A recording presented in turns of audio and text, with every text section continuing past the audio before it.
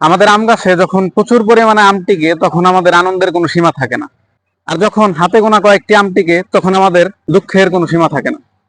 তো বন্ধুরা, আজকের ভিডিওতে আমরা দেখে নেব কি কি প্রয়োগ করলে এই গাছ থেকে আমরা সর্বোচ্চ পরিমাণ আম পেতে পারি।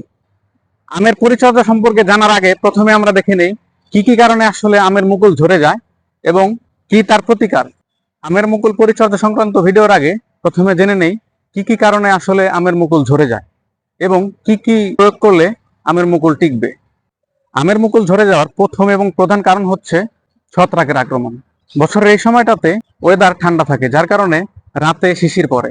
শিশিরে আমের মুকুলগুলো ভিজে ওঠে, যার কারণে এই সময়টাতে পাউডারি মিলডিউ নামের এক ধরনের ছত্রাক আক্রমণ করে এবং গাছের যে মুকুল থাকে মুকুলের উপরে ধূসর কিংবা কালো রঙের ছোপ পড়ে যায় এবং সেই কারণেই বেশিরভাগ মুকুলই ঝরে যেতে থাকে। আমের মুকুল ঝরে যাওয়ার প্রধান দ্বিতীয় কারণটি হচ্ছে আম গাছে পোকামাকড়ের আক্রমণ। সাধারণত আম গাছে তেমন পোকামাকড় লাগে না। সাধারণত যে আম গাছ অত যত্ন আত্তি পায় না সেই আম গাছের গুলোর পাতার দিকে খেয়াল করলে দেখতে পারবেন আম গাছের পাতার উপরে এক ধরনের পোকা চরবর চরবর করে লাফাতে থাকে। সেই পোকাটি হচ্ছে হপার পোকা। হপার পোকা আম গাছের যে মুকুল হয় মুকুলের গোড়া থেকে রস শুষে নেয়, যার কারণে কিন্তু আমাদের আম গাছের মুকুল অধিকাংশই ঝরে পড়ে যায়। আম গাছে ফল না টিকার আরেকটি গুরুত্বপূর্ণ এবং তৃতীয় কারণ হচ্ছে আম গাছে যথেষ্ট পরিমাণ পানি না পাওয়া। গাছে পানির শর্টেজ থাকলে আমের মুকুল এমনিতেই ঝরে পড়ে যাবে। বিশেষ করে আমের মুকুল যখন টেকার সময় হয় তখন আমের গুটির গোড়ায় পর্যাপ্ত পানির প্রয়োজন হয় এবং তখন যদি এটি পর্যাপ্ত পানি না পায় আমের মুকুল ঝরে পড়ে যায়। এবং সেই জন্য আমাদের খেয়াল রাখতে হবে গাছের গোড়ায় যেন পর্যাপ্ত পানি থাকে এবং গাছের উপরেও মাঝে মাঝে সকাল 9টা অথবা 9:30টার দিক দিয়ে গাছের মাথা মুকুল সহকারে ভিজিয়ে দিতে হবে।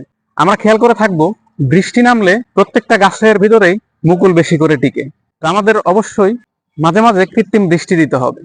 পাইপ দিয়ে গাছের মাথা মুকুল সহকারে ভিজিয়ে দিতে হবে যাতে করে গাছ বুঝতে পারে এখন বৃষ্টি নেমেছে এবং গাছ ঠান্ডা হলেই মুকুল অনেকাংশে টিকে যাবে এবং মুকুল টেকার পরিমাণ বৃদ্ধি পাবে। আরেকটা দিকে আমাদের খেয়াল রাখতে হবে যাতে গাছের গোড়ায় বেশি পানি না পড়ে। যখন আপনি গাছের গোড়ায় বেশি পানি দেবেন গাছ নিজে থেকে গ্রোথের দিকে মনোযোগ দিবে এবং গাছ নিজে থেকে বেড়ে উঠবে, মুকুল আসবে না। আমি বোঝাতে চাচ্ছি অতিরিক্ত পানি দেওয়া যাবে না। এমন ভাবে পানি দিতে হবে যাতে গাছের গোড়াটা সবসময় ভেজা ভেজা থাকে, আবার গাছের গোড়ায় যেন পানি না জমে থাকে। আমাদের গাছের গোড়ার মাটি ঠিক এরকমটা রাখতে হবে। আর্দ্রতা থাকবে কিন্তু পানি জমে থাকবে না। আর্দ্রতা গাছকে অনেক রস দেবে, যার কারণে গুটিগুলো টিকে যাবে। এখন জেনে নেই এবার আমরা আমের পরিচর্যা কিভাবে করব এবং এর থেকে সর্বোচ্চ পরিমাণ ফলন কিভাবে আসবে। আমের মুকুল আসার সময় হতে আমাদের আম বড় হওয়া পর্যন্ত 3বার স্প্রে করতে হবে। প্রথম স্প্রে করতে হবে যখন আমের গুটি আসা শুরু হয়। আমের ছোট ছোট নতুন পাতা বেরোলে বুঝবেন যে আমের গুটি আসার সময় হয়েছে। তখন প্রতি লিটারে 1 মিলি হারে সাইপারমেথ্রিন জাতীয় ঔষধ এবং প্রতি লিটারে 2 গ্রাম অনুপাতে যে কোনো ছত্রাকনাশক ম্যানচার, এগ্রিজেব, টাইকোজেব যে কোনো ছত্রাকনাশক স্প্রে করে দিতে হবে। এখন আসি দ্বিতীয়বার কখন স্প্রে করব। দ্বিতীয়বার স্প্রে করতে হবে মুকুল যখন ফোটেনি, ফোটার আগে, গুটি ধারণ করার আগে আমাদের একবার স্প্রে করতে হবে। কারণ আমের গুটি ধরে গেলে তখন যদি স্প্রে করি তাহলে কি হবে, গাছের পোকামাকড় মারা যাবে এবং পরাগায়ন ব্যাহত হবে। যার কারণে আমের মুকুল ফোটার আগেই আমাদেরকে কিন্তু স্প্রে করতে হবে। সেক্ষেত্রে আমাদের স্প্রে করতে হবে হচ্ছে প্রতি লিটারে 1 মিলি হারে সাইপারমেথ্রিন এবং প্রতি লিটারে 2 গ্রাম হারে যে কোনো ছত্রাকনাশক স্প্রে করতে হবে। এবং সাথে আরেকটা জিনিস যোগ করে দিতে হবে, সেটি হচ্ছে ভিটামিন ফ্লোরা কিংবা পিজিআর ব্যবহার করতে পারেন। পিজিআর এবং ফ্লোরা ব্যবহার করতে হবে এই কারণে যাতে করে আমাদের মুকুলের পরিমাণ বাড়ে এবং মুকুলে স্ত্রী মুকুলের সংখ্যা বেড়ে যায় এবং মুকুলগুলো ঠিকঠাক মতো ভিটামিন পেয়ে বেড়ে উঠবে। তৃতীয়বার আমরা ওষুধ স্প্রে করব যখন আমের মুকুলগুলো মটর দানার মতো হবে। তখন প্রতি লিটারে 1 ml করে সাইপারমেথ্রিন, 2 গ্রাম করে ছত্রাকনাশক এবং 2 ml করে ফ্লোরা অথবা পিজিআর ব্যবহার করব যাতে করে মুকুলগুলো শক্তপোক্ত হয় এবং টিকে। এটা তো গেল আমের মুকুল টেকানোর রাসায়নিক পদ্ধতি। এখন আপনাদেরকে এমন একটি গুরুত্বপূর্ণ টিপস দেব, তার আগে চলুন দেখে নেই আমাদের গাছে কি পরিমাণ মুকুল টিকেছে। দর্শক বন্ধুরা, এটি হচ্ছে কেউজাই আম।